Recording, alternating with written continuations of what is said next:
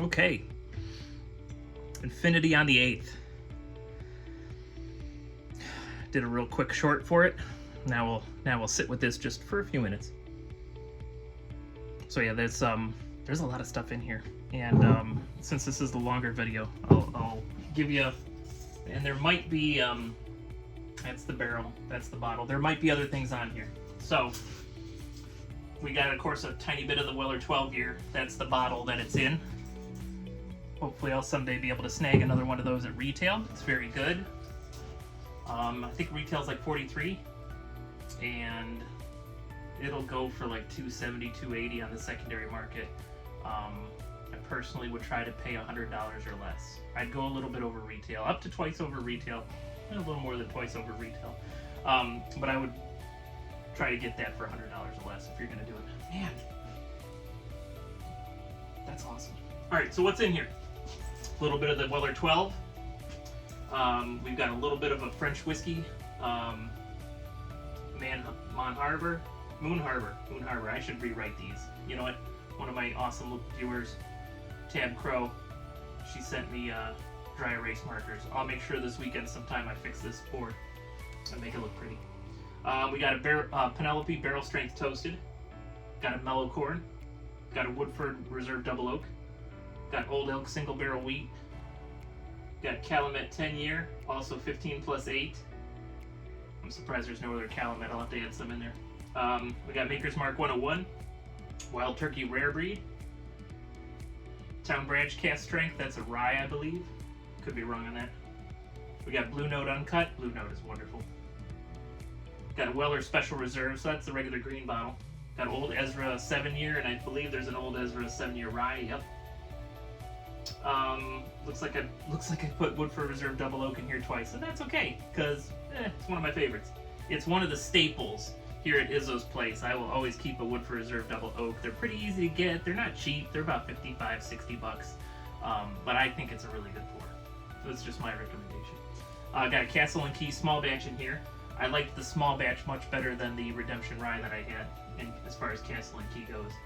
I got a Elijah Craig barrel proof in here. And I got a little bit of the Jack Daniel's 10. So we got a ton of stuff in here. Doesn't really smell like it's fighting though. It just smells like they're having a party in there. So let me give you some of the notes. So I get like a lot of stuff that I get out of different bottles, which is really cool and makes a lot of sense. So I've got vanilla, I've got caramel, I've got like a spicy rye smell, but that's kind of in the background.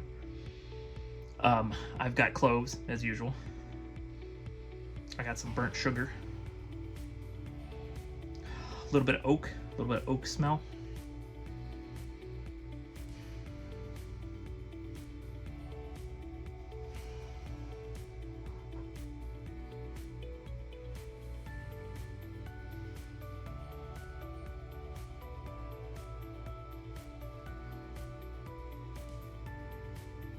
Don't mind me, I'm just trying to see if there's anything else besides what I've already said. There's like a little bit of, barely hint of wintergreen in there.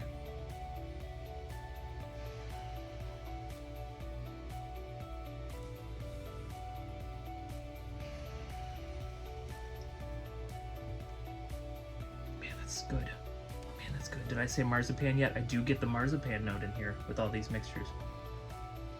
Marzipan's like almond bread, like a sweet almond bread, I think. There's a lot going on in here. There's just a hint of a citrus note. I can't tell. It doesn't really have a specific citrus fruit. It's just a note of it. It's like a citrus acid, I guess. Man, that's good. Okay. This thing is a lot better than I remember it from last month.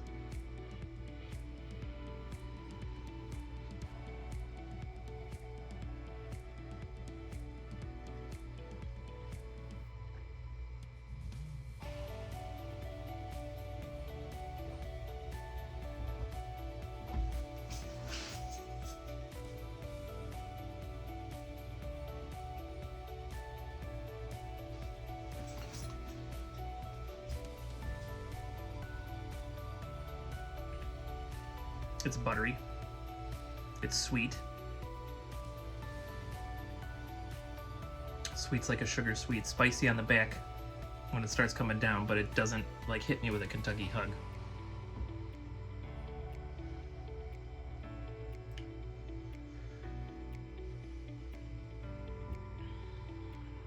On the palate, get like a Granny Smith apple a little bit, just a hint of it, and mostly when I breathed in after I had swallowed it. All right, we'll go back to the nose, we'll see if anything's changed.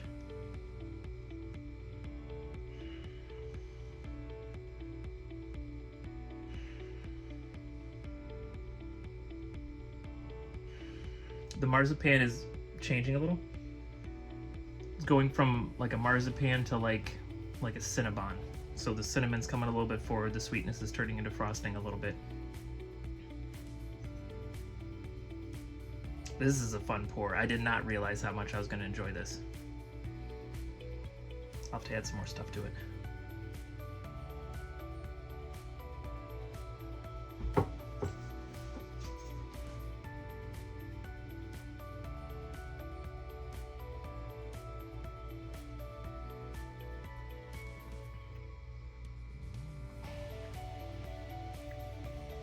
Palate hasn't really changed.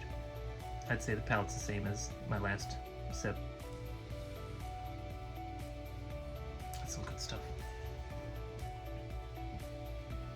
Alright, so if you're getting into whiskey, I highly recommend starting yourself up your infinity bottle. It's a fun little thing. So just to recap, in case you're new to the channel or you're new to the infinity bottle concept. So what an infinity bottle is you take a bottle. In my case, I want to do the Weller 12. I might have 2 or 3 bottles that are fancier than this now, but when I started the infinity bottle, this was my fanciest bottle, the Weller 12. I won the right to buy a bottle at retail price through a bottle lottery here in Ohio.